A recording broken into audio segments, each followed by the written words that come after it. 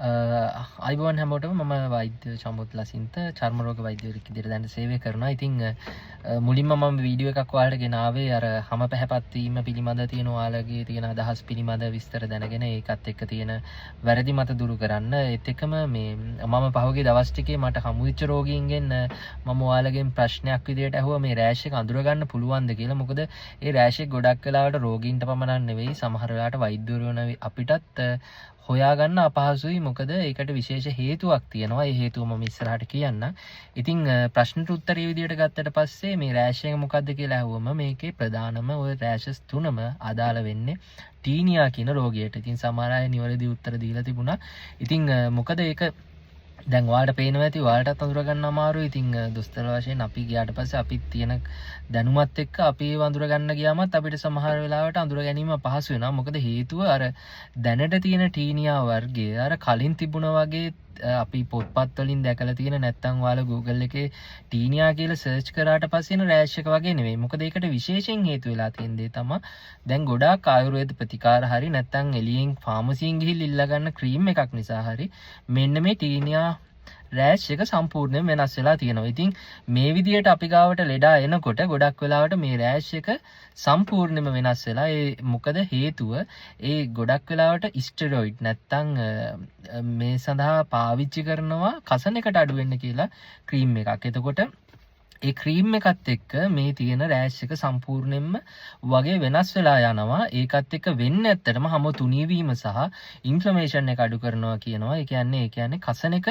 සාමාන්‍ය මට්ටමකින් අඩු කරලා ඔයාලට පහසුවක් දැනෙන්න විතරයි. නමුත් මෙතන තියෙන ප්‍රධාන ප්‍රශ්නේ මෙන්න මේ ටීනියා කියන එක ඉන්ෆ්ලමේෂන් එක මත හැදෙන ලෙඩක් නෙවෙයි. මේක විස බීජයක් නිසා හැදෙන ලෙඩක්. විස බීජ වලිනුත් ගත්තම ඔයාලා දන්නවා බැක්ටීරියා, වෛරස් සහ දිලීර කියලා විස බීජ වර්ග කිහිපයක් තියෙනවා. එතනිනුත් මේ දිලීර කියන ගාණ්ඩයට තමයි මේක අයිති වෙන්නේ. ඉතින් මේ විදියට දිලීරකින් හැදෙන ලෙඩක් ඔය විදියට ගාන ක්‍රීම් එක දිලීර මර්ධනයක් වෙන්නේ නැත්නම් දිලීර විනාශ වෙන්නේ නැත්නම් ඒ රෑෂ් එක තුනීමක් විතරක් වෙලා ඊට පස්සේ ඒ ඉන්න දිලීර සාමාන්‍යයෙන් අපි දිලීරනාශක වලට ඔරොත්තු නොදෙන අන්දමේ නැත්නම් ප්‍රතිරෝධී වෙන කාණ්ඩයක් බවට පත් වෙලා තියෙනවා. ඉතින් මේකට හොඳම උදාහරණය ඉස්සර සාමාන්‍යයෙන් දිලීර ආසාදනයක් ආවට පස්සේ පාවිච්චි කරපු ලොකුනසෝල් කියන බෙහෙත් එක දැන් පාවිච්චි කරන්න බැරි වෙලා තියෙනවා. දැන් ඊට පස්සේ අපිට සමහර වෙලාවට ඉට්‍රකොනසෝල් සහ ටර්බෙනිෆින් වගේ ගොඩාක් සැර බෙහෙත් පාවිච්චි කළත් දැන් මේක පාලනය කරන්න බැරි මට්ටමක තියෙනවා.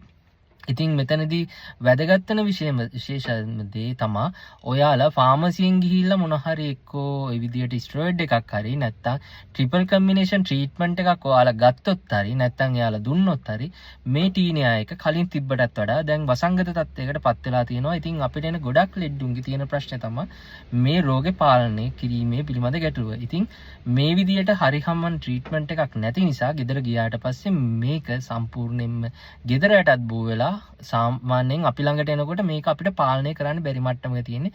සමහර වෙලාවට මාස ගණන් අවුරුදු ගණන් පවා ප්‍රතිකාර කරන්න වෙලා තියෙනවා. ඒත් එක්කම අනිත් තියෙන ප්‍රශ්නේ තමයි මේ අපි පාවිච්චි කරන බෙහෙත් තියෙන ප්‍රමාණය සීමිත සහ මේ ප්‍රතිකාර නිසා සිදුවෙන්න පුළුවන් අක්මාවට හානි වීම සහ අනිත් අවයව වලට හානි වීම වෙනවා වැඩි. ඒ නිසා මේ ටීනියා කියන වසංගතය හරියට හොඳ කරගන්න ඕන නම් මූලික අධීරයේදීම අදාළ චර්ම රෝග පිළිබඳ වෛද්‍යවරයෙක් හමු වෙලා හෝ මේ පිළිබඳව නිසි දැනුවත් භාවයකින් කටයුතු කරන එකෙන් ඔයාලට මේ රෝගය සම්පූර්ණයෙන්ම නිට්ටාටම හොඳ කරගන්න පුළුවන්.